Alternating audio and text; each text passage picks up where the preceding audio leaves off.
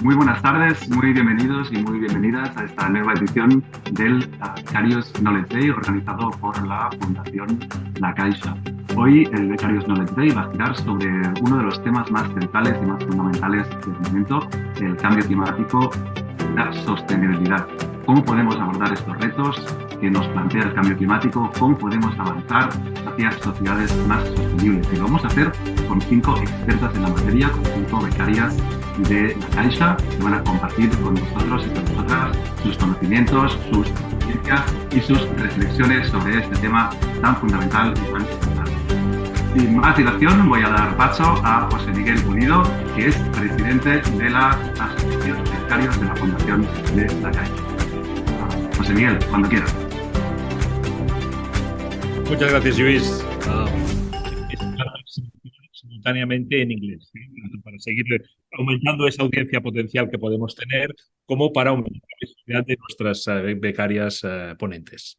La sesión de hoy, como sabéis, gira en torno a la sostenibilidad y al cambio climático desde distintas perspectivas. Por ejemplo, María Güell quizá, no solo nos va a contar, pero quizá nos explique un poco el papel estratégico que pueden jugar las presas en el mix energético, por ejemplo, como parte de las baterías hidráulicas, algo que además es especialmente relevante en España porque tenemos una orografía muy propicia para construirlas.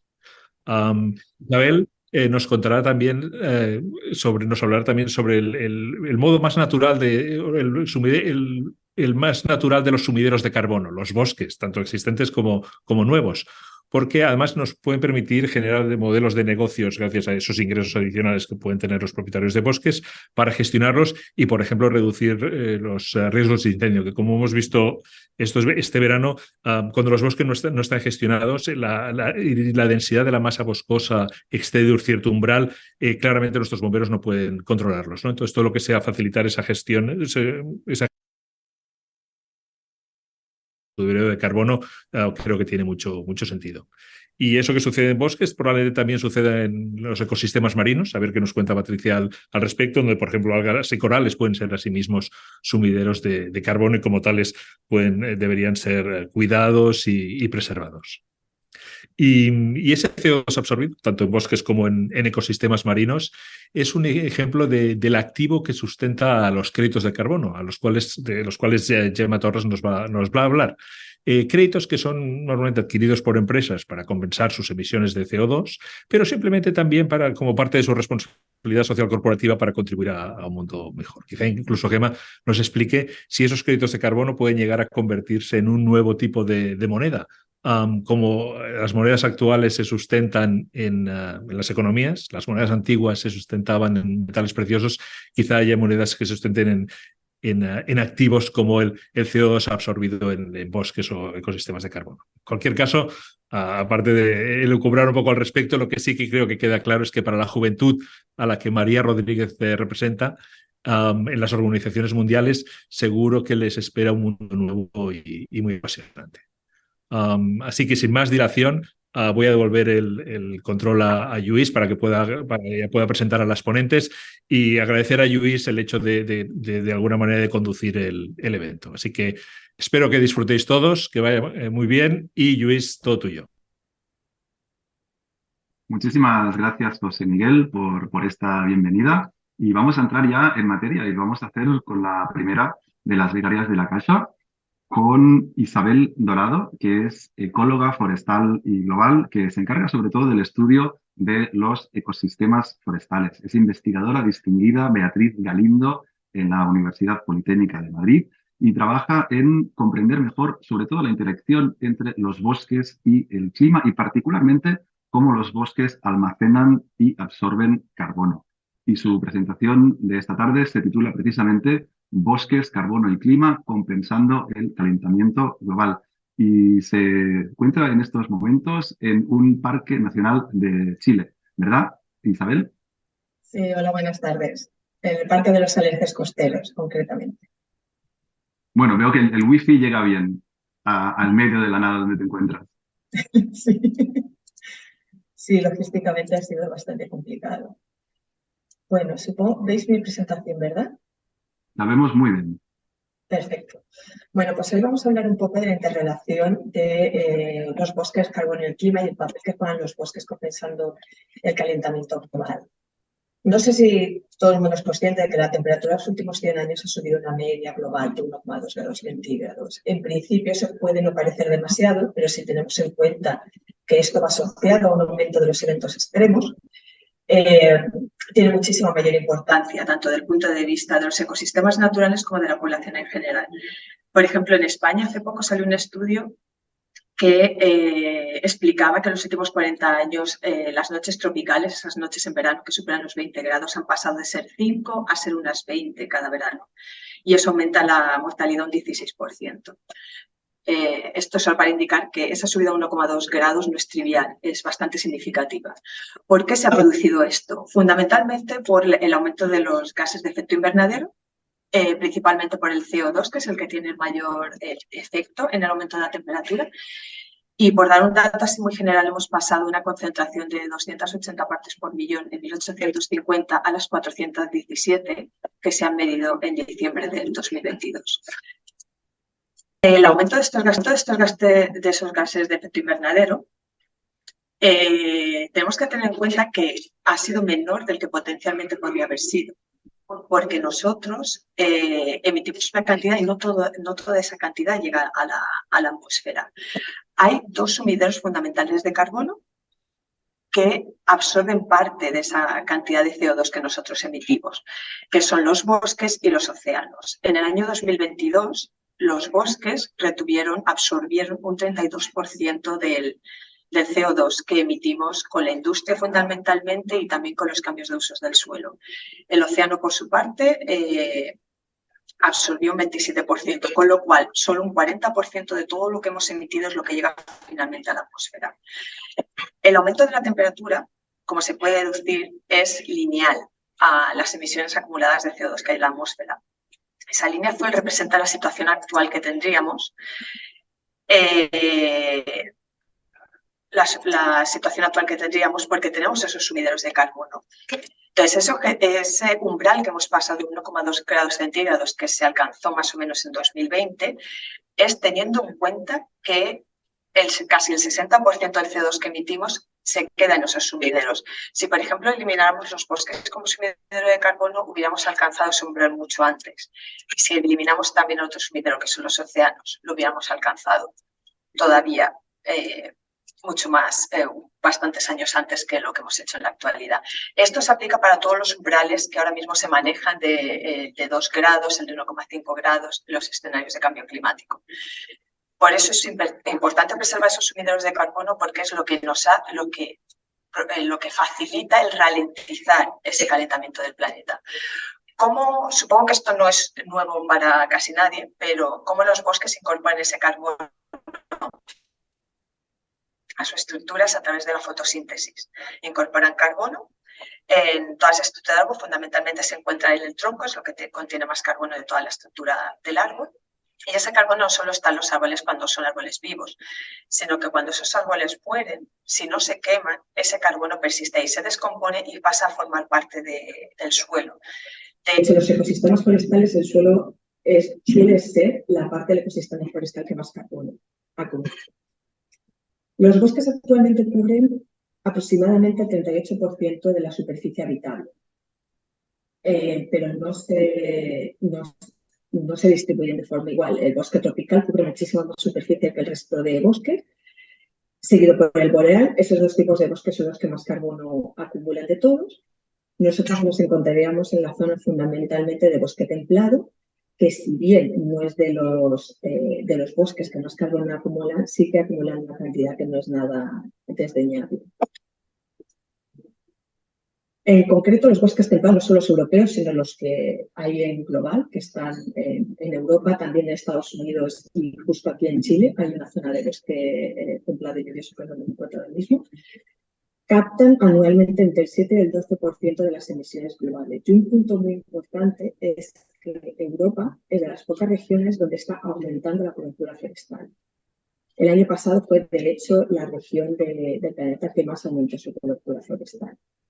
Aparte de eso, tenemos una característica que puede ser positiva y negativa. Y se puede ver que los efectos de las olas de calor no son iguales en el norte que en el sur de Europa. Eso es fundamentalmente porque las olas de calor solo se producen en una zona de Europa, no suelen afectar a toda la región por igual.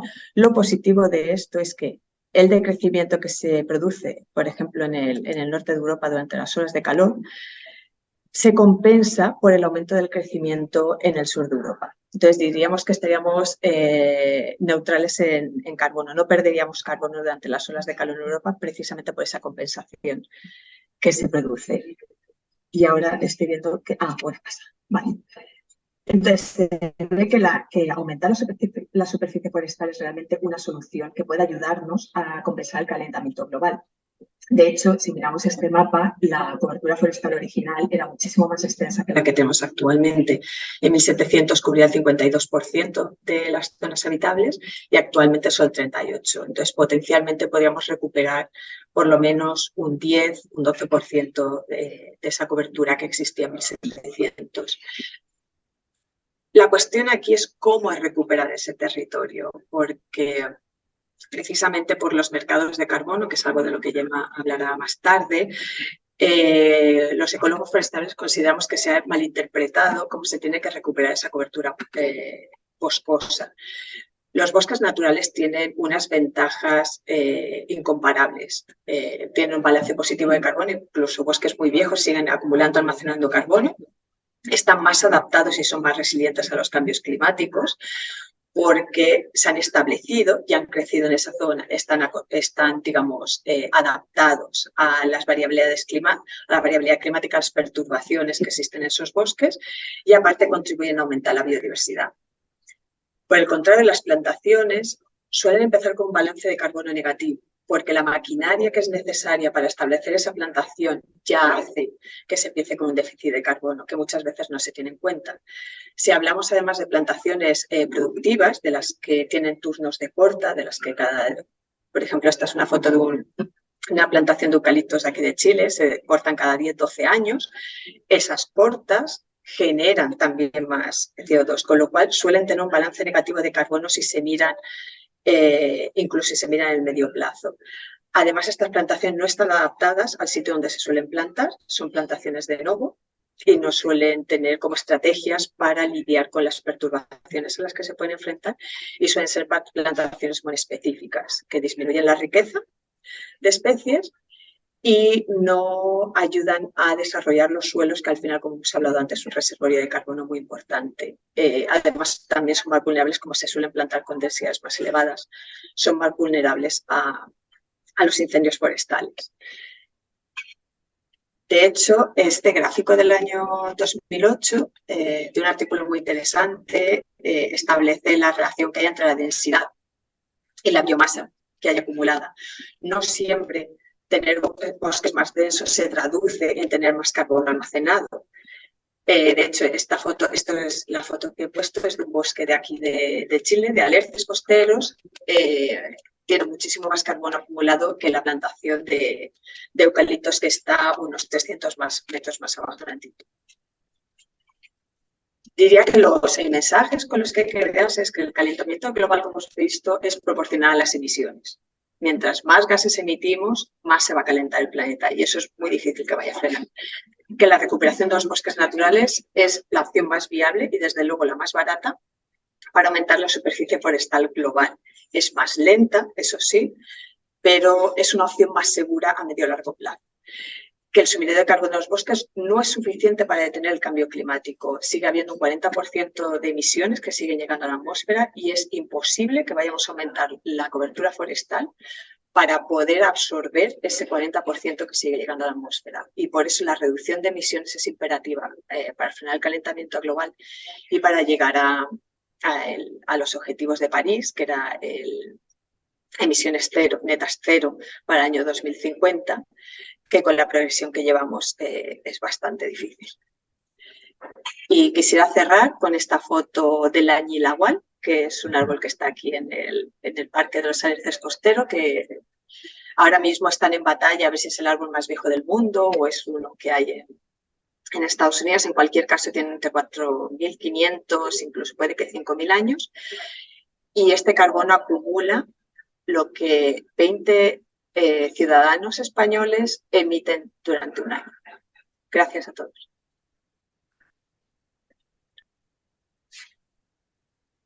Pues muchísimas gracias, Isabel. Muchísimas gracias por esta presentación interesantísima sobre el papel fundamental que juegan los bosques y la masa forestal en absorber el carbono que consumimos.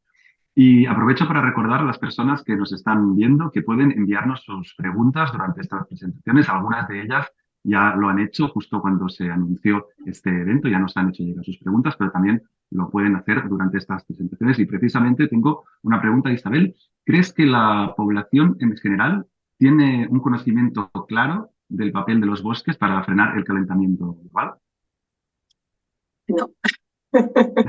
Precisamente por eso he tratado de hacer una presentación un poco más didáctica, porque la impresión general, además de no solo mía, sino de otros compañeros ecólogos forestales o gente dedicada a los ciclos de carbono, es que la gente desconoce en gran medida el papel que juegan los bosques y sobre todo cuál es la estrategia adecuada para poder potenciar los bosques como sumidero de carbono.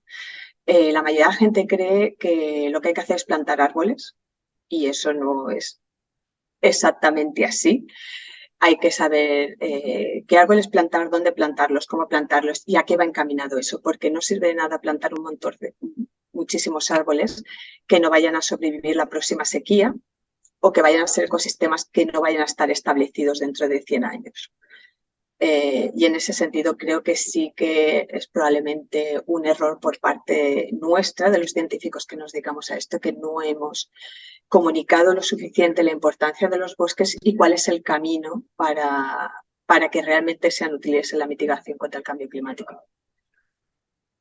Pues muchísimas gracias. Pues fundamental realmente esta tarea de divulgación, no solo de poner el foco de atención en la importancia de los bosques, pero también a intentar contribuir a corregir estas percepciones o malas percepciones que tenemos sobre el papel de los bosques y sobre todo el papel de los árboles, de plantar árboles para frenar el calentamiento global. Muchísimas gracias por esta presentación, por acompañarnos desde tan lejos, desde este Parque Nacional en Chile.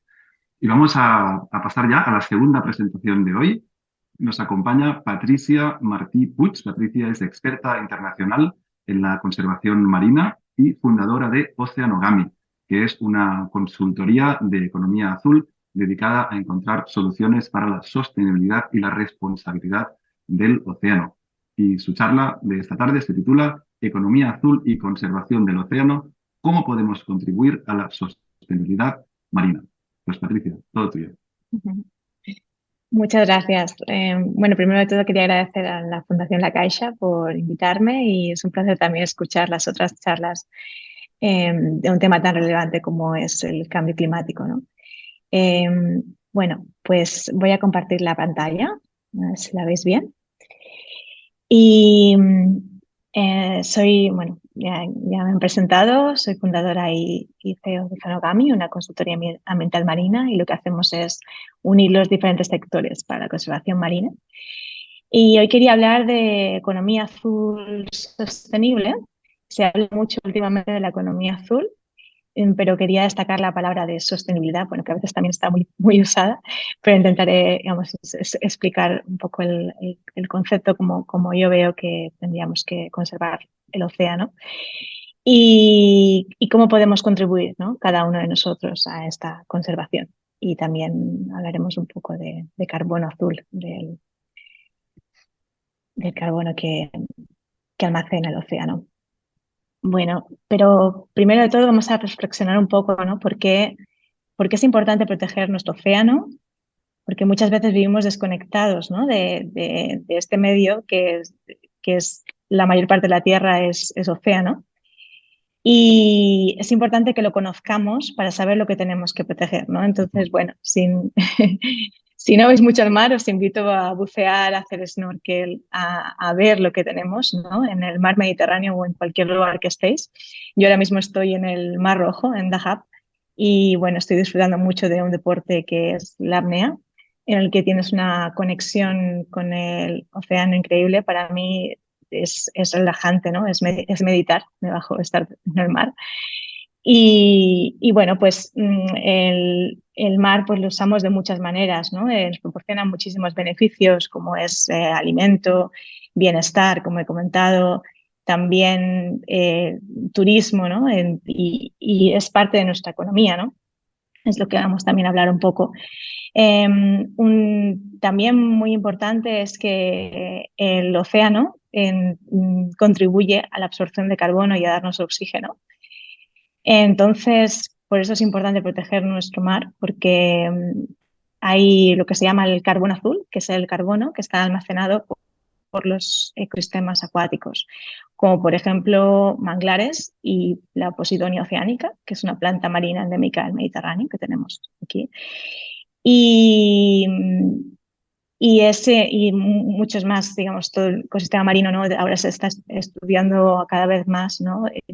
Aparte tiene muchas similitudes, ¿no? Presentando sobre el ecosistema terrestre, ¿no? La conservación y la restauración para los ecosistemas marinos. Ahora también se está hablando de restaurar la Posidonia, también hay proyectos de restauración de manglares, ¿no? Para compensar la huella de carbono.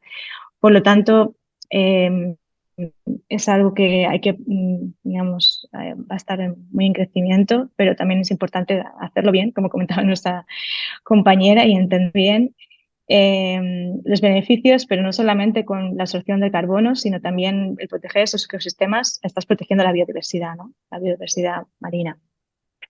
Y ese es uno de los problemas, ¿no? Que estamos afectando al medio marino de muchas maneras, tanto con la sobrepesca como con el impacto de los plásticos, ¿no? 14 millones de toneladas que llegan cada año al mar.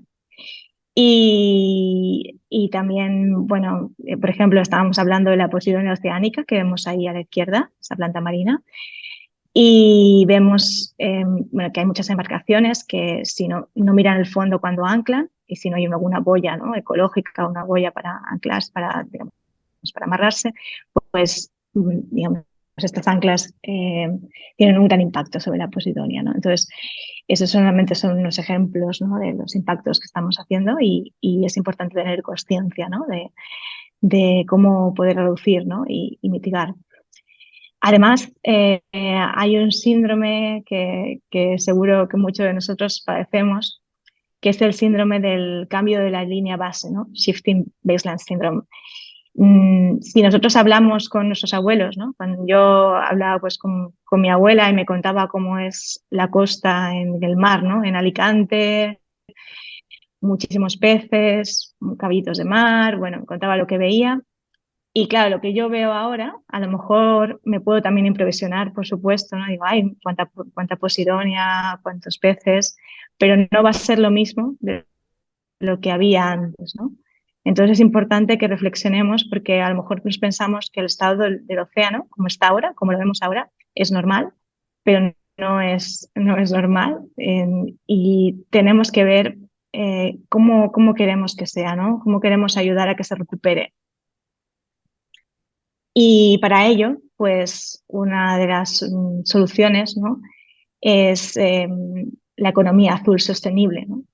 Porque, ¿qué es la economía azul? La economía azul es la economía del mar que proporciona digamos, todo lo que hacemos en el mar, ¿no? Las actividades que hacemos que nos proporcionan beneficios económicos, ¿no?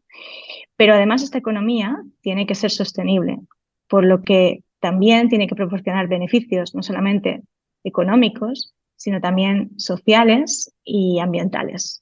Esto es muy importante, ¿no? Tenerlo en cuenta, ¿no? Este equilibrio en el uso que estamos haciendo de los ecosistemas, ¿no? Como por ejemplo estamos pues, con el turismo, la pesca, cómo podemos tener esos beneficios, pero al mismo tiempo conservar el medio marino en un equilibrio. Y por ello se están creando áreas marinas protegidas. De hecho, hay un objetivo internacional, que es el objetivo 30x30, que bueno, para mí todo el mar debería estar protegido y gestionado, pero bueno, como es muy difícil de llegar a eso por el momento, se habla al menos de proteger el 30% de las áreas marinas en 2030, que ya es un objetivo bastante optimista.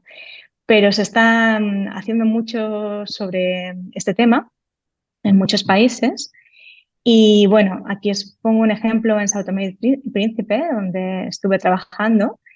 Es un proyecto muy bonito en el que trabajamos con las comunidades locales, ¿no? Estas comunidades, Sao Tomé y Príncipe se encuentra en el oeste de África y las comunidades básicamente dependen de la pesca para subsistir. Entonces, tanto los pescadores que directamente pues, van al mar y las mujeres van a vender el pescado, ¿no? Toda la familia depende de la economía de la pesca.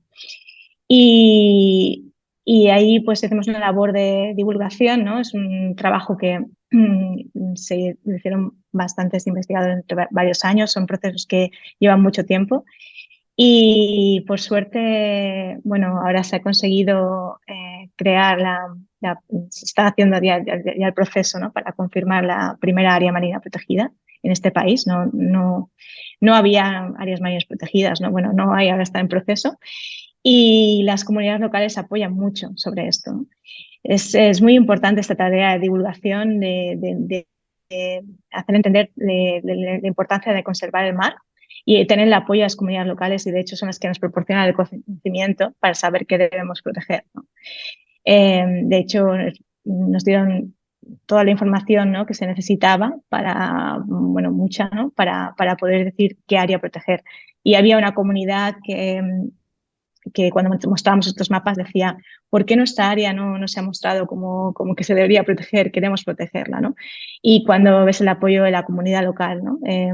Para estos temas, pues es muy importante, pero no solamente la comunidad local, sino de todos los sectores, claro, del sector privado, hay gobiernos, ¿no? Tenemos que tener el apoyo de todos los sectores para estos temas. ¿Y qué podemos hacer también a nivel individual? Pues teniendo esta conciencia, ¿no? del impacto que estamos teniendo en el océano, tenemos que pensar, ¿no? En eso, ¿no? Y yo creo que cada día las acciones que tomamos, ¿no? A nivel individual podemos hacer algo. Por ejemplo, reducir la huella de carbono, reducir los plásticos de un solo uso, ¿no? Aquí, o participar en campañas de sensibilización, como vemos aquí, ¿no? La ciencia ciudadana tiene mucho poder. La ciencia ciudadana es la ciudadanía que se involucra en ayudar a los científicos a conseguir datos y útiles para la ciencia, ¿no? Y ese tipo de actividades también, que aparte de recoger los residuos, ¿no? Creas conciencia y además recoges datos, pues son muy relevantes, ¿no? Entonces, bueno, como resumen, para acabar, le pregunté a la inteligencia artificial cómo veía el futuro del océano y, bueno, pues tiene una visión parecida a la mía. El futuro del océano es incierto, pero puede ser protegido y restaurado si tomamos medidas para reducir la contaminación y proteger las especies marinas. Y bueno, como he comentado, tanto a nivel individual podemos hacer esto, como también a otros niveles, ¿no? De proteger estos ecosistemas, como es la posidonia, los manglares, ayudar a la restauración también, para también trabajar con combatir el cambio climático, ¿no? Ayudar a mitigar el cambio climático, que sería uno de los problemas que tiene el medio marino, ¿no? ¿Y cómo vemos el futuro del océano? Pues como lo ve también, es un futuro en el que el océano es un ecosistema próspero, sostenible y protegido y valorado por todos. Bueno, yo eso lo comparto y espero que también lo compartáis. Y bueno, si tenéis alguna pregunta, pues aquí estoy. Muchísimas gracias. Muchísimas gracias, Patricia. Pues si antes Isabel nos recordaba la importancia de la conservación de los ecosistemas forestales y de los bosques, tu presentación nos ha recordado la importancia de la economía azul y de la preservación de los ecosistemas marinos. Y decías que si había preguntas, pues efectivamente nos han estado haciendo llegar preguntas durante tu presentación. Y empezamos por si crees que tú tienes una gran experiencia en trabajar con diferentes agentes, como nos has contado. ¿Cómo valoras este tipo de colaboraciones público-privadas en tu ámbito de actuación? Gracias por esta pregunta, sí, importante. Sí, yo considero que es muy importante conectar los diferentes sectores, ¿no? Y sobre todo que es también lo que hacemos en Oceanogami, ¿no? Público-privado, y el privado con el sector de la investigación, porque para poder apoyar, por ejemplo, proyectos de conservación marina, proyectos de restauración, ¿no? Tener este apoyo, pues, de las empresas, pues sería muy importante, ¿no? Para eso tienen que conocer los beneficios, ¿no? Y trabajar en conjunto, ¿no? Con este tipo de proyectos. Y hay mucho potencial para esto, ¿no? Y también con público, por supuesto. Es decir, tenemos que con todos los sectores, ¿no? Trabajar en conjunto y cada uno poner de su parte para la conservación del océano. Para una gestión de un área marina protegida necesita la involucración de todos los actores, ¿no? De tanto la ciudadanía como como he comentado, pescadores, turismo, la administración, el sector privado, ¿no? Entonces, todos tenemos que estar, digamos, en la misma línea y para tener este objetivo común, ¿no? Y ¿alguna otra Pues pregunta, precisamente, veo? Sí. precisamente hay otra pregunta para que si pudieras profundizar en el papel de las Sí. empresas. Por tu experiencia como consultora en economía azul, ¿crees que las empresas están cada vez más concienciadas respecto a la emergencia climática? Sí, yo veo cada vez más y aparte va a tener cada vez más un papel más importante el tema del carbono azul, pero también hay que saber pues trabajar bien con este tema, ¿no? Como estaba también comentando nuestra compañera con el tema de los bosques, ¿no? No ponerse a plantar árboles, ¿no? Pero no ponerse en el mar, se podría hacer digamos, una similitud, ¿no? Pero sí, yo veo cada vez más interés primero porque se ve esa necesidad, ese impacto que estamos con el cambio climático. Eh, y ya a nivel también de, digamos, que seguramente se hablarán en las siguientes charlas, ¿no? De regulaciones de que tienen que conseguir, digamos, hacer emisiones, pues primero tienen que reducir, lo principal es reducir, pero reducir completamente no es factible. Entonces, hay que además de reducir, habría que mitigar, o sea, hacer las dos cosas, ¿no? Compensar. Entonces, con la restauración de ecosistemas marinos, la conservación de los ecosistemas marinos en general, tanto en manglares como Posidonia, como otros ecosistemas, yo creo que ahí pues, se puede trabajar en conjunto con las empresas para estos temas. Perfecto, Patricia. Pues muchísimas gracias por compartir con nosotros y con nosotras tus conocimientos esta tarde. Muchísimas gracias, ha sido muy interesante tu charla. Y vamos a pasar a Muchas la gracias. tercera ponente de esta tarde, María Rodríguez Alcázar, que es experta en relaciones internacionales y además es presidenta del Foro Europeo de la Juventud. Actualmente investiga en las Naciones Unidas y en la Universidad Belga de Gante sobre temas de participación ciudadana en organizaciones regionales, que es un tema que además ella conoce bien, es experta a través de su dedicación personal a cuestiones de voluntariado. Y su presentación de esta tarde se titula Una juventud comprometida con la sostenibilidad. María, cuando quieras. Hola, buenas. Muchas gracias por la presentación, Luis, y muchas gracias a la Fundación La Caixa por esta oportunidad de compartir también esta parte de conocimiento que tengo sobre la participación de la sociedad civil, en este caso de la juventud, y un poco al hilo de lo que comentaba antes Patricia, qué podemos hacer como a nivel colectivo, ¿no? en la lucha climática. Entonces os vengo a hablar un poco del papel de la juventud. Creo que no es sorpresa para nadie que a la juventud le preocupa y le ocupa también la cuestión climática. Este año, por ejemplo, el año pasado, perdón, en el 2022, que fue el año europeo de la juventud, hacía Eurostat esta pregunta a las personas jóvenes, que cuáles eran los 3 temas que más les importaban. Y desde luego, junto a la salud mental, la lucha contra el cambio climático era una de las prioridades. Creo que esto no sorprende a nadie, porque además en los medios de comunicación e incluso bueno, en las calles, en todas partes de Europa, pero me animo a decir que en el mundo también hemos visto la presencia de muchas personas jóvenes. Creo que esto muy iniciado por Greta Thunberg, la lucha climática, las manifestaciones cada viernes. Y creo que esta es la imagen que el mundo tiene de la juventud que se interesa por el clima y que exige a los gobiernos que tomen acción. Yo no quiero desmentir esto es completamente cierto y me siento muy orgullosa de que esta sea mi generación, una generación que lucha por una sostenibilidad y por un mundo en el que todas podamos vivir en un futuro. Pero os quiero contar en esta pequeña charla de hoy otra serie de acciones que las personas jóvenes llevamos a cabo para llevar a cabo esta lucha climática, ¿no? Otras acciones que desarrollamos que quizás no son tan conocidas.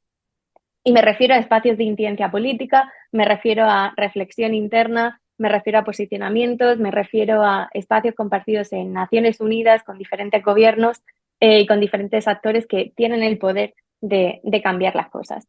Uno de los grandes agentes, diría, con los que la juventud luchamos de esta forma colectiva en las instituciones por el cambio climático es el Foro Europeo de la Juventud, que es la plataforma a la que tengo el honor de presidir desde el 1 de enero. Y por contaros un poco brevemente qué es esta plataforma, es una ONG a nivel europeo que representa los intereses de la juventud.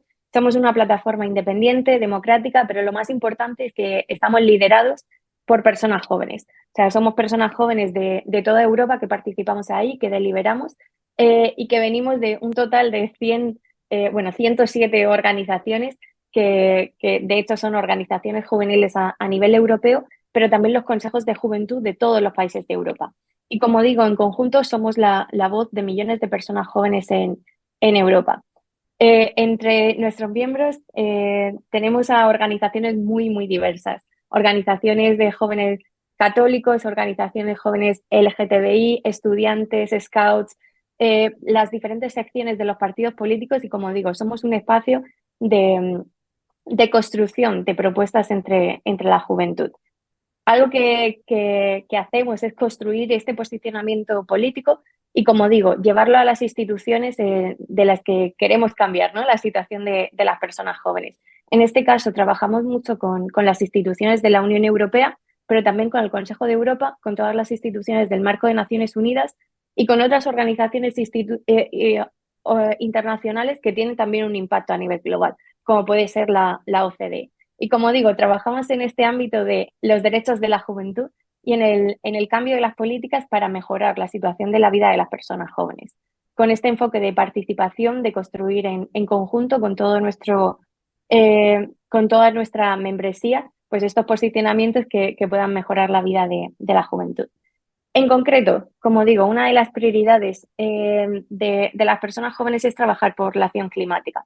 Esto en nuestra agenda se concreta en trabajar para frenar o reducir la crisis climática, trabajar en políticas tanto sociales como medioambientales y luego trabajar por el cambio de una narrativa para incorporar la sostenibilidad como parte del relato del desarrollo de las diferentes economías. Sí, os voy a contar un par de anécdotas o ámbitos concretos de actuación para que podáis ver de qué forma se concreta esta acción que digo de las personas jóvenes más allá de estar en las calles. Hablo ahora de nuestra acción, por ejemplo, en la COP27, en la que personas, diferentes organizaciones de la sociedad civil, seguramente esto resulte familiar, estaban presentes ahí, pero también quiero resaltar que había una delegación de personas jóvenes de todo el mundo. En este caso, como digo, personas jóvenes de Europa que llevábamos nuestro posicionamiento, que tuvimos la oportunidad de reunirnos con diferentes delegaciones de los países, sobre todo de la Unión Europea, que tendrán un gran papel en la acción climática en los próximos años. Las diferentes organizaciones juveniles, no solo fue esta pequeña representación de 6 personas que estuvo en la COP, sino que hubo unas 150 personas jóvenes, de hecho, en la COP de diferentes continentes, y todas estas organizaciones, personas representantes de diferentes colectivos, se pusieron en conjunto, o sea, coordinadas por el Foro Europeo, para pedir a los diferentes gobiernos básicamente 3 grandes reivindicaciones. La primera, tener el objetivo de no superar el 1,5 grados, o sea, la subida de temperatura. En segundo lugar, acabar con el uso de combustibles fósiles para 2030. Y en tercer lugar, tener en cuenta la transición justa, ¿no? Esta perspectiva de llevar a cabo esta transición, pero sobre todo de cuidar también a las personas que están detrás de ella y que van a sufrir las consecuencias. He de decir que justo las organizaciones juveniles fueron bastante cañeras, podemos decir, ¿no? Y que le pusieron las pilas a varios gobiernos. Sí que es cierto que no siempre en estas negociaciones se puede tener, o sea, pudimos tener todos los resultados que hubiéramos querido. Pero es importante destacar la necesidad, ¿no? de que en estas negociaciones de alto nivel haya personas jóvenes y haya diferentes colectivos que estén representados que puedan tener esta ambición y seguir reivindicando lo que en este caso consideramos que el mundo necesita. Como digo, estas negociaciones no solo llevan a cabo, o estos espacios en los que hacemos incidencia, no solo ocurren en las COP, también en el ámbito de la Unión Europea, cuando hablamos de plásticos de un solo uso, por ejemplo, cuando hablamos de sobreconsumo o cuando hablamos de políticas de postcrecimiento, en todos esos espacios estamos presentes. Si me permitís, os quiero presentar también otra herramienta que utilizamos en el Foro Europeo de la Juventud, sabiendo que seguramente en este ámbito hay muchas personas investigadoras. El Youth Progress Index es una colección de diferentes indicadores, en concreto 56 indicadores sobre la situación de las personas jóvenes, y este es uno de estos proyectos en los que intentamos cambiar la narrativa, que cuando hablamos de la situación de las personas jóvenes o la situación de los estados, no hablemos solo de la situación económica en términos de PIB, sino que nos preocupemos también de esos indicadores más sociales y que pueden reflejar la situación de cada persona. En este caso en concreto, lo que hacemos también es incorporar un ajuste de sostenibilidad. Y con esto me refiero a que ya no hablamos solo de la situación, de cómo es la situación de cada uno de los países de acuerdo a empleo, salud mental, sino también si están poniendo en riesgo la situación de personas jóvenes en el futuro, ¿no? Ya no es suficiente el saber si hay progreso en los derechos o en la situación de la juventud, sino también si lo están haciendo a costa de los recursos o de poner en riesgo de forma desproporcionada los recursos para las siguientes generaciones. De esta forma, por ejemplo, podemos ver que países como Suiza, que vemos aquí que en esta escala, podemos decir, en este top 10 de los países que mejor tienen una performance en juventud, se encuentra el número 7 cuando lo ajustamos por sostenibilidad, pero sí que podemos ver, ¿no?, que el impacto que tienen en el cambio climático es muy amplio, ¿no? O sea, si vemos los indicadores, pues pasaría de un 93 a un 79. Entonces, esto nos quiere decir que, bueno, la situación de la juventud puede estar medianamente bien en estos países, pero tenemos que prestar atención entonces a las políticas de cambio climático. Como digo, la juventud estamos presentes en muchos espacios, ya no solo en las calles, en estas reivindicaciones, sino que a través de organizaciones juveniles y ciertas plataformas, pues tenemos nuestra presencia en otros espacios. Así que nada, encantada de resolver dudas que os puedan surgir. Muchas gracias.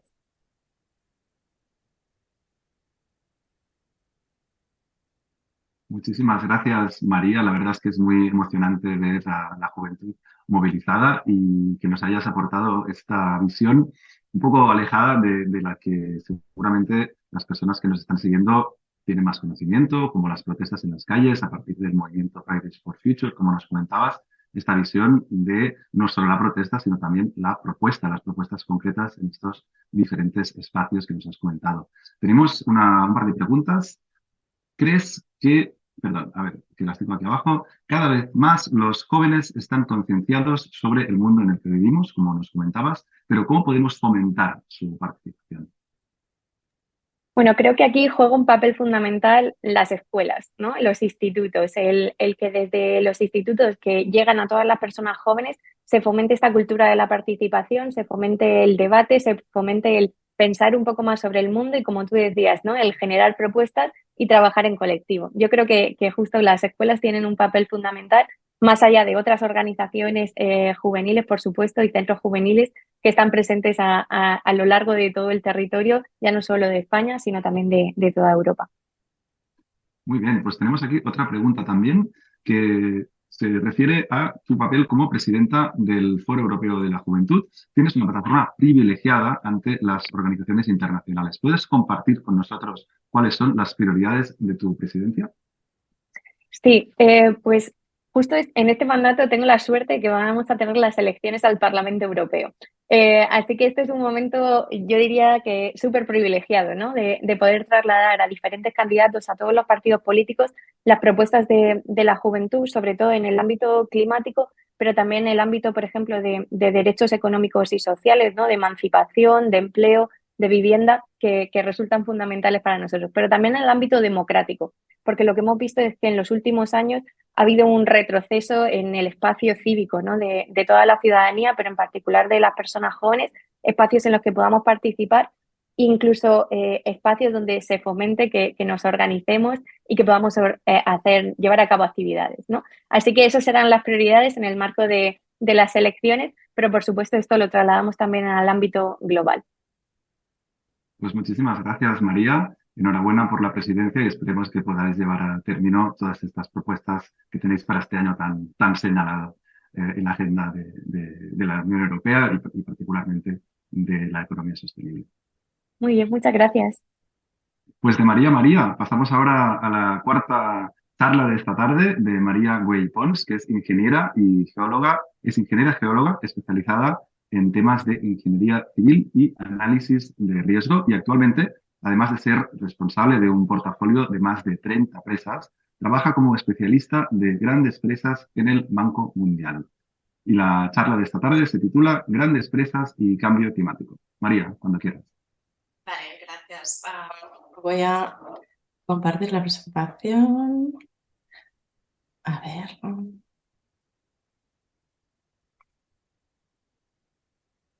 ¿Podéis verlo? Sí, podemos verla muy bien, correctamente. Bueno, perfecto. Bueno, primeramente agradecerles la invitación. Hoy voy a hablaros de mi visión personal sobre las grandes presas, el rol que juegan y cómo se ven impactadas por el cambio climático.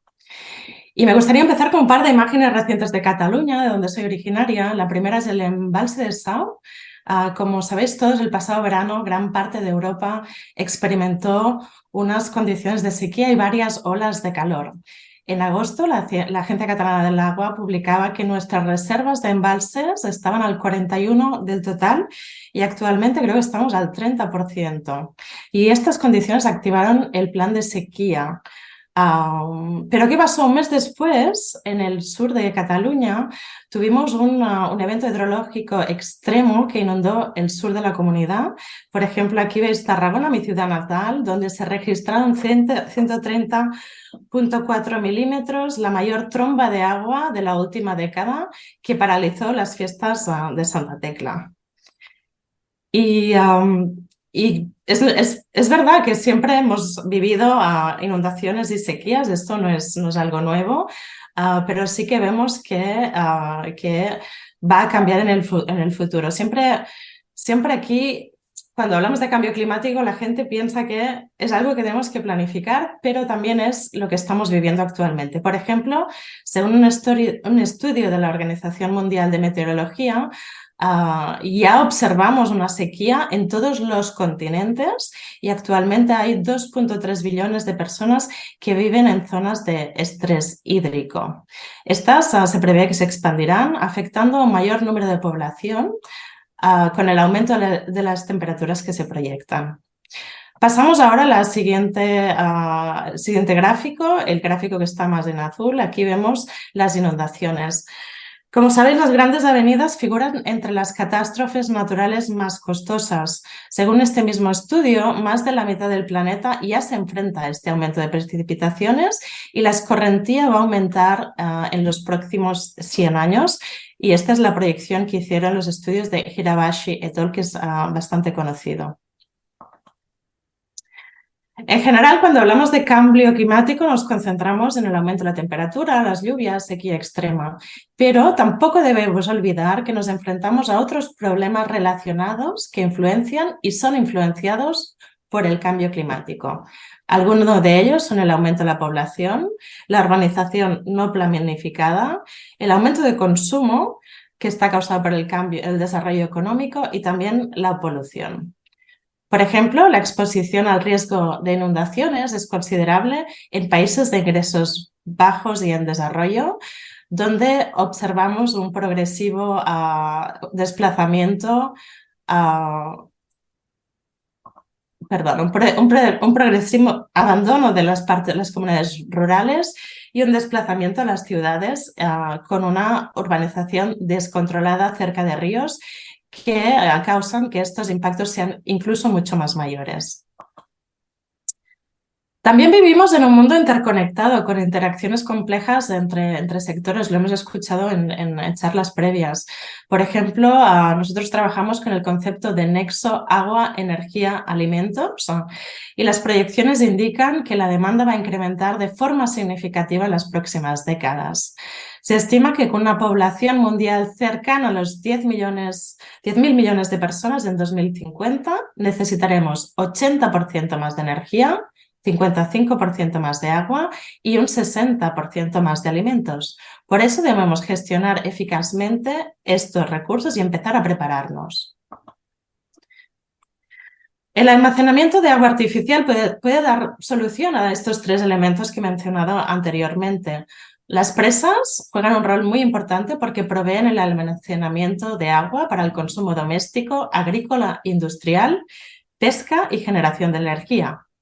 Y al mismo tiempo también gestionan avenidas y periodos de sequía. La definición de una grande presa, según el ICOT, que es el Comité Internacional, es una estructura cuya altura es superior a 15 metros o cuya altura está comprendida entre 10 y 15 metros y su capacidad es mayor a 1 hectómetro cúbico. Como veis aquí en el segundo gráfico, la mayoría de las grandes presas están construidas entre 1930 y 1970. Y han sido desde siempre un símbolo, y son en algunos países aún, un símbolo de progreso económico. En general, las presas tienen un diseño, lo que llamamos vida útil de 100 años. Esto no significa que tengamos que preocuparnos por un incremento de roturas, porque es verdad que el parque está envejeciendo. Pero lo que sí que tenemos que hacer es asegurarnos un buen monitoraje de la presa y un análisis del comportamiento, llevar a cabo evaluaciones de seguridad de la estructura, del entorno a frecuencias regulares para determinar qué tipo de mantenimiento tenemos que hacer y también las modernizaciones que van a ser necesarias. Y ahora unos cuantos datos sobre el papel que juegan estas presas en el cambio climático, cómo pueden ayudar, ¿no? Aproximadamente el 50% de las presas que están actualmente construidas están dedicadas a la irrigación. Esto supone que el abastecimiento del 40% de la producción mundial de alimentos depende de estas presas que están construidas. Otro punto es la energía hidroeléctrica que producen. La energía hidroeléctrica representa un 16.4% del total y es una fuente de energía renovable y de bajo costo. ¿Por qué menciono eso? Por esto va a ayudar mucho la transición energética hacia la producción de energía limpia y también en el principio se mencionó el balance de energías renovables. Actualmente encontramos la mayor producción en Asia y el Pacífico, por ejemplo, en China, Brasil y Pakistán, y esto es una tendencia que seguirá extendiéndose, sobre todo hacia las economías emergentes, pero también aquí en Europa, con otros sistemas, como es el sistema de pompaje y turbinaje, que nos permite también dar otra utilización a esquemas existentes. Aparte de esta producción limpia y del balance de las energías renovables, nos ayudan también a mitigar las sequías con el agua almacenada y también por su capacidad de retención. Se produce un proceso que llamamos laminación, que significa que el agua que entra y el pico de la avenida va a atenuarse cuando se almacena en el embalse de atrás. Se ha calculado que la presencia actual de presas contribuye a disminuir hasta un 15% el número de personas que están expuestas en todo el mundo a estas inundaciones. Vamos a ver cuál es la situación global actual y cuáles son las tendencias. En total hemos construido más de 58.000 grandes presas en el mundo desde el inicio de la humanidad.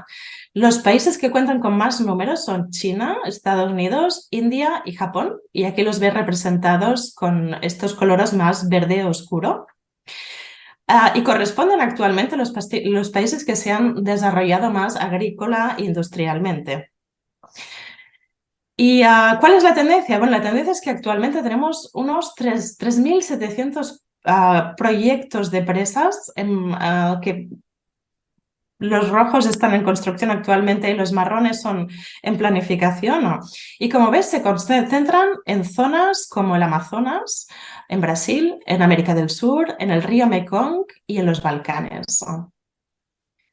Pero mientras hay este auge de nuevas presas debido al envejecimiento de la infraestructura, el aumento de las necesidades del cambio climático, también estamos observando una tendencia inversa, que es la de desmantelamiento de presas. Por ejemplo, está liderado en Estados Unidos y Europa, que se concentra más en la renaturización de los cursos de agua.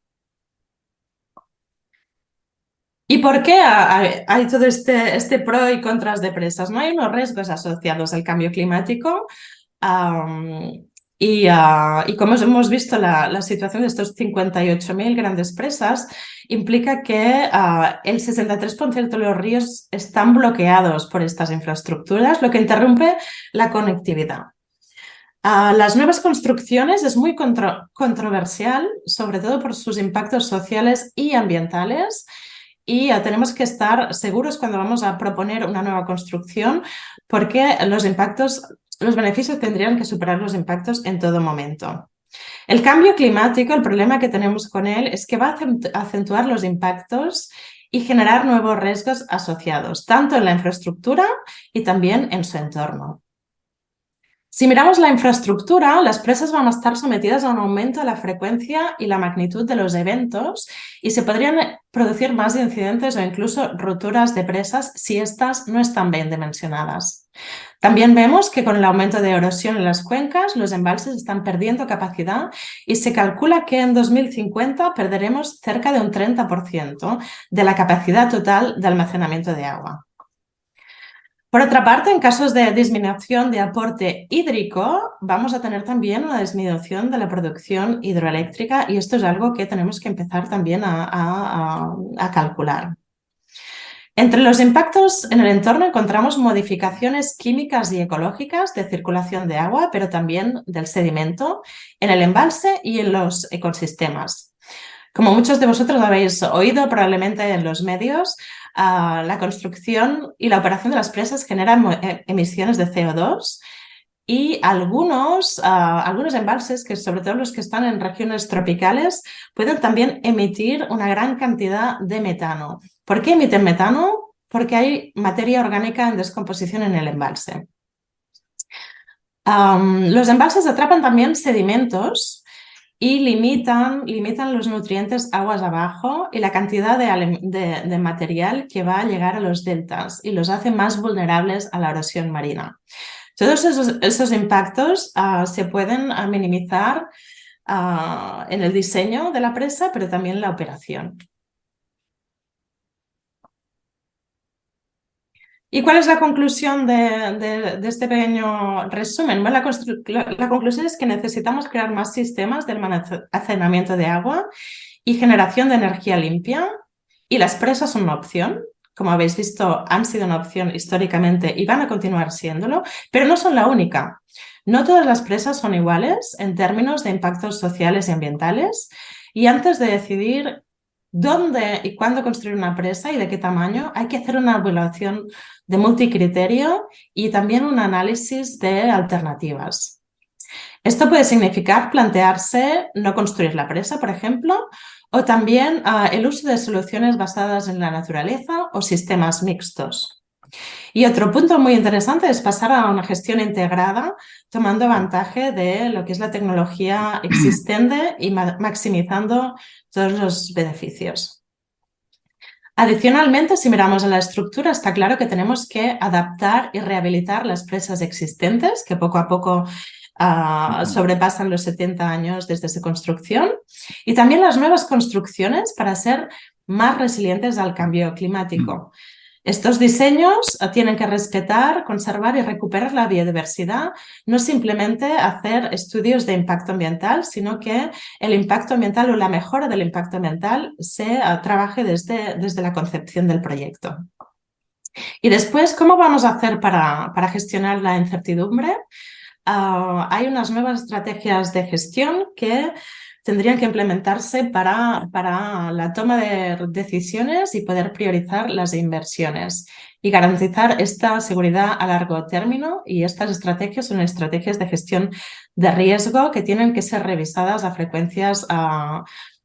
frecuencia necesaria y sobre todo después de grandes eventos. Y por último, el último elemento que me gustaría traeros es la parte de promover la disminución del consumo, tanto en agua como en energía. Y para eso necesitamos políticas adecuadas, incluyendo normas técnicas, incentivos y acceso a los fondos para acelerar esta adaptación y la construcción de la infraestructura sostenible a grande escala.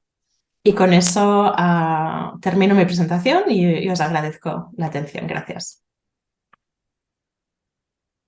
Pues muchísimas gracias, María. La verdad es que hemos aprendido muchísimo en tu charla sobre el papel clave que juegan las presas en la mitigación de las sequías, en la mitigación de las inundaciones, por ejemplo, que lamentablemente cada vez ocurren más a menudo en nuestras sociedades como resultado del cambio climático. Muchas gracias. Pues tenemos aquí una pregunta para ti. Como experta en seguridad de grandes presas, de todas las posibles fuentes de riesgo, ¿con cuál te encuentras más a menudo? ¿Con riesgos naturales o con fracturas? Bueno, riesgos hídricos yo creo que es el principal impacto que nos encontramos. También pequeño, depende de la zona donde trabajes. He trabajado yo durante casi 9 años en Suiza y ahí veíamos mucho el impacto de los movimientos de masa, por ejemplo, los glaciares y la reactivación de antiguos deslizamientos que podían provocar unas olas en el embalse. O sea que serían estos dos. Yo diría que es el aspecto hídrico en general, pero también en según qué sitios también tenemos que mirar el entorno de la presa, el entorno de los embalses, que a veces es un tema que no se observa con mucho detalle, sobre todo en zonas donde no hay donde no hay capacidad institucional.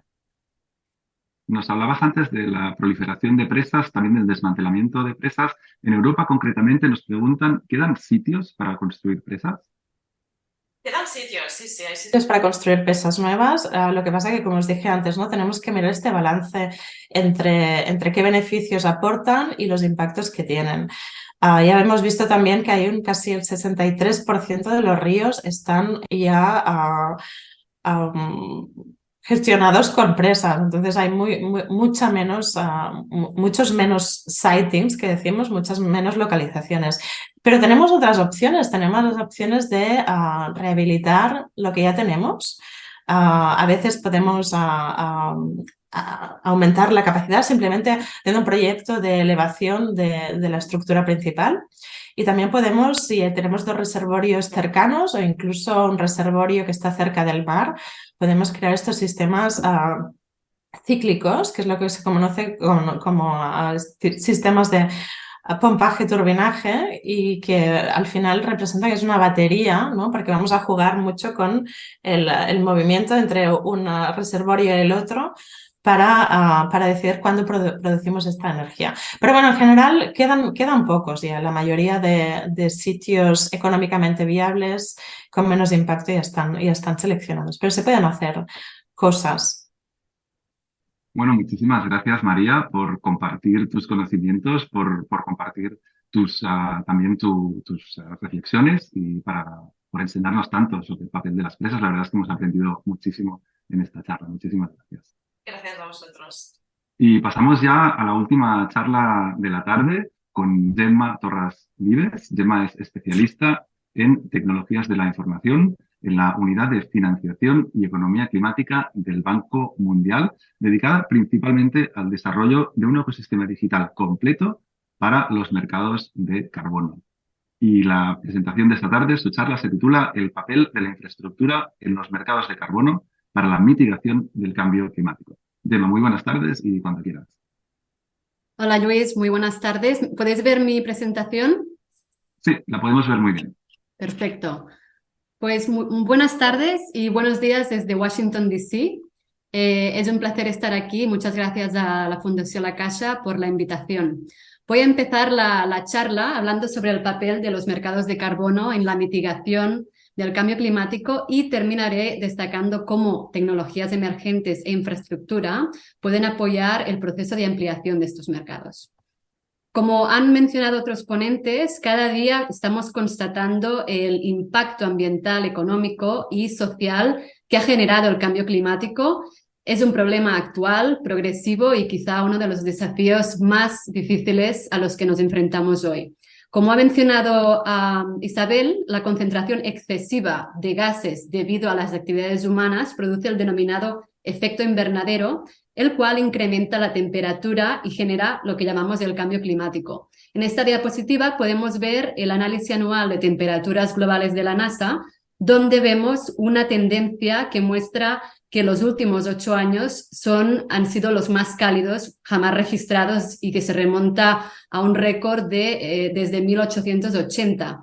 Entonces, para abordar esta problemática, este desafío, estas tendencias, la comunidad internacional ratificó 2 acuerdos. El Protocolo de Kioto en 1997, que es un tratado internacional que establece objetivos vinculantes de reducción de emisiones para los países industrializados y, en segundo lugar, también se ratificó el Acuerdo de París, adoptado en 2015, y es un acuerdo internacional que tiene como objetivo limitar el aumento de la temperatura global muy por debajo de los 2 grados centígrados, por encima de los niveles preindustriales, y realizar esfuerzos para limitar el aumento a 1,5 grados centígrados.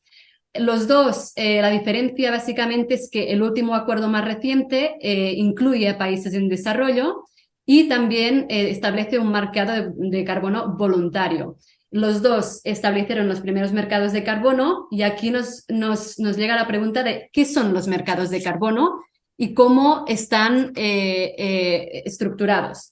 Un mercado de carbono es un sistema de comercio de créditos de carbono y estos representan unidades de reducción de emisiones de gases de efecto invernadero. La idea detrás del mercado de carbono es proporcionar un incentivo financiero donde se puede intercambiar créditos entre organizaciones, gobiernos e individuos como una forma de compensar las emisiones y ayudar a reducir el nivel de gases de efecto invernadero en la atmósfera.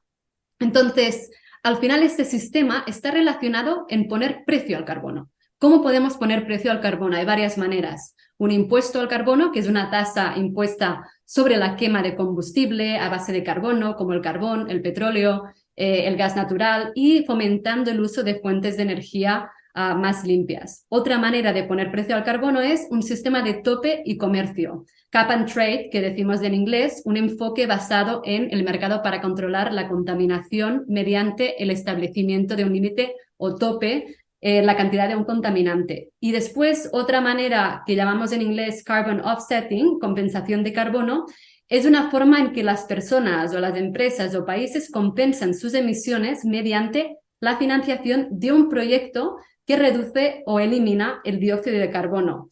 También mencionado en otra charla, ¿no?, en proyectos que utilizan energía renovable o reforestación y almacenamiento y captura de carbono. Y finalmente, la otra manera de poner precio al carbono es la acreditación de carbono, que aquí es básicamente la forma en que se pueden obtener créditos de carbono. ¿Y cómo se pueden obtener créditos de carbono? Eso nos lleva a la pregunta de qué son los créditos de carbono y cómo se generan estos créditos de carbono. Básicamente, el proceso de generar créditos de carbono, primeramente, ¿cómo definimos los créditos de carbono? Son representan una reducción o eliminación de 1 tonelada métrica de dióxido de carbono de la atmósfera. Entonces, ¿cómo empieza el proceso de generar estos créditos de carbono? Primero de todo, hay una inversión y un desarrollo de un proyecto que puede utilizar energía renovable, que puede crear reforestación o focalizar en eficiencia energética. El segundo paso es, estos proyectos se miden, informan y se verifican. Se utilizan tecnologías como la inteligencia artificial, los sensores remotos y también otras tecnologías como datos de satélites. Y con estas tecnologías podemos medir si realmente estos proyectos han reducido emisiones en la atmósfera. Y una vez ha habido esta verificación, se generan los créditos y se registran. Se registran en un registro que voy a hablar un poco más en unos minutos y una vez registrados pueden comprarse o venderse en el mercado de carbono.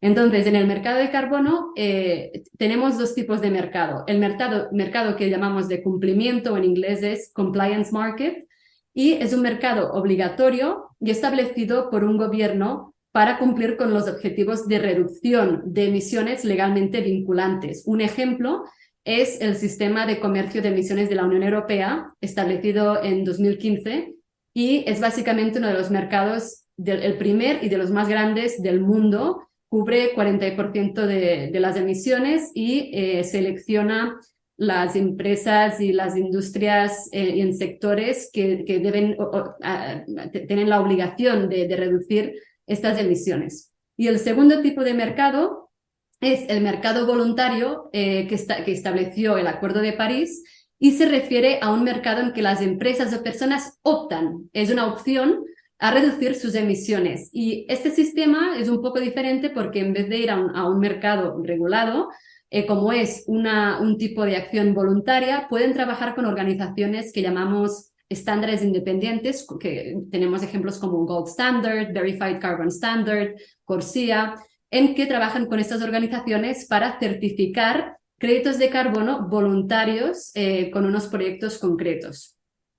Entonces, una vez tenemos este proceso de generación de créditos de carbono, la infraestructura es muy necesaria para poder crear un proceso más sólido, efectivo y eficiente y crear transparencia en el mercado, porque hoy en día encontramos básicamente muchos desafíos en la cadena de valor del mercado de carbono.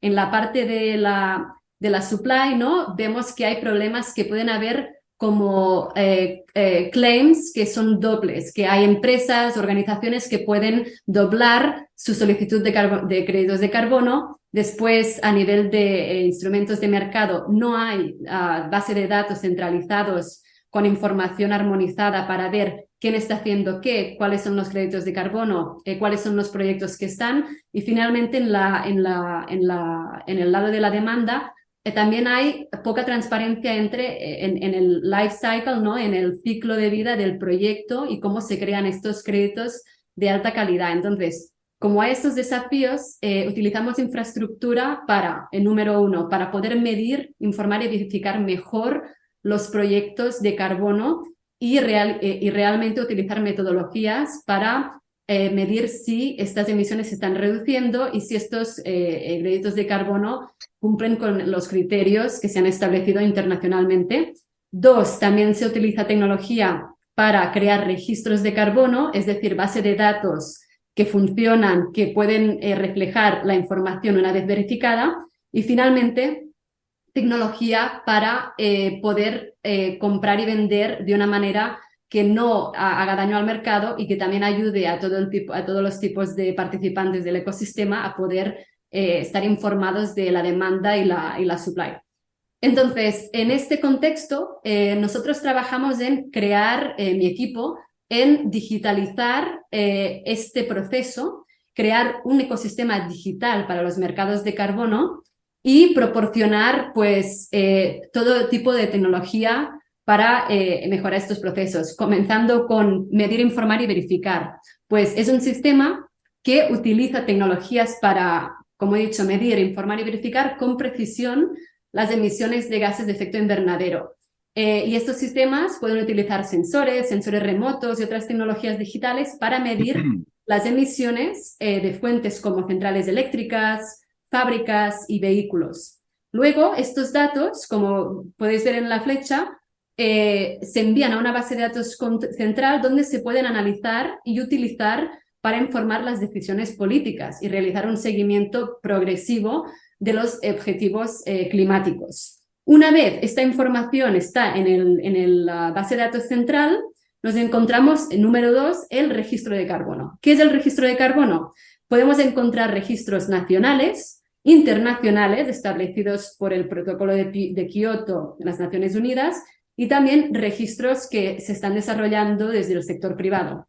Entonces, un registro de carbono es una base de datos o sistema que se utiliza para rastrear y registrar información sobre emisiones de carbono, créditos de carbono, proyectos, compensación de carbono. Y los registros pueden ser establecidos por gobiernos, grupos industriales o organizaciones.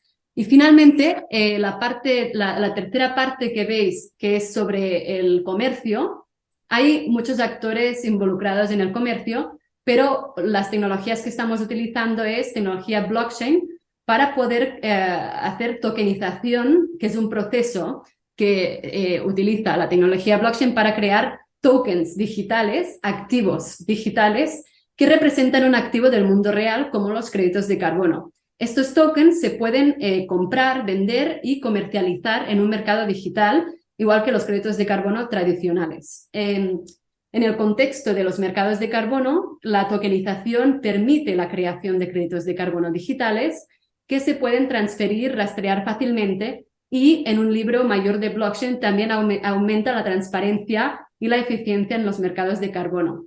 Entonces, estas tres áreas en el mercado de carbono son cruciales, y las tecnologías tienen un gran papel, y las tecnologías aquí pueden ayudarnos a escalarlo, ampliarlo y nutrirlo para que el mercado crezca y utilicemos esta solución basada en un incentivo financiero a combatir el problema del cambio climático. Voy a parar aquí en caso de que haya preguntas. Muchas gracias. Muchísimas gracias, Gemma, por esta presentación tan detallada sobre la aplicación de las nuevas tecnologías al mercado del carbón. Pues sí que hay una pregunta. ¿Crees que una pregunta sobre el mercado del carbono. ¿Cómo se calcula el buen precio para que sea incitativo? Sí, es una muy buena pregunta y un poco compleja, porque si queremos responderla de una forma granular y en detalle, podríamos mirar los modelos macroeconómicos, por ejemplo, que ha hecho el Fondo Monetario Internacional, pero el buen precio del carbono dependería de los objetivos específicos del mecanismo de fijación de precios del carbono, pero tiene que ser suficientemente alto para proporcionar un incentivo a las empresas y a los otros actores en el ámbito de sus emisiones, para que reduzcan sus emisiones, pero no tan alto como para dañar o hacer una disrupción en la economía. Entonces, el precio de las asignaciones de carbono puede estar determinado por las fuerzas del mercado de la oferta y la demanda. Y tenemos diría, 3 o 4 maneras para poder determinar un buen precio. Una manera sería un análisis de costo-beneficio, es decir, analizar los costos y beneficios de distintos precios de carbono para determinar el precio óptimo en estas reducciones. Otro es el modelo económico. En el modelo económico podemos ver qué efectos, hacer un modelo económico para predecir el efecto que tiene distintos precios de carbono, y poder ver cuáles son el óptimo en la economía y en la reducción de emisiones. Y finalmente, comparaciones internacionales, que también es una práctica usual, que es observar los precios y las políticas públicas en este ámbito de varios países y ver cuál es el más efectivo, comparando en su efecto en la economía y en el objetivo vinculante y voluntario de la reducción de emisiones de carbono. Gracias. Pues muchísimas gracias, Gemma, por esta explicación, por tu presentación. Hemos llegado al final de esta sesión de Becarios Knowledge Day. La verdad es que ha sido interesantísimo. Hemos aprendido muchísimo sobre el tema del cambio climático y de la sostenibilidad. Muchísimas gracias a las 5 ponentes, a las 5 charlas que hemos tenido, a Isabel Dorado, a Patricia Martí Puig, a María Rodríguez Alcázar, a María Güell Pons y a Gemma Torres Vivas. Hemos aprendido mucho de vosotras esta tarde sobre la importancia de la masa forestal, de proteger la masa forestal y el ecosistema marino para prevenir el calentamiento global. Hemos aprendido también sobre el papel de la juventud y la importancia de la participación ciudadana. Hemos aprendido sobre el papel central de las presas en la mitigación de los efectos del cambio climático. Y ahora, Gemma, contigo sobre todos los detalles del mercado de carbono y sobre la creación de un sistema digital para facilitar todos estos procesos. Muchísimas gracias también a la Fundación La Caixa por la organización de este evento, por contribuir a la formación de todas nuestras ponentes. Espero que todas las personas que nos habéis estado siguiendo hayáis disfrutado, hayáis aprendido. Muchas gracias por vuestras preguntas y espero veros a la siguiente. Muchas gracias.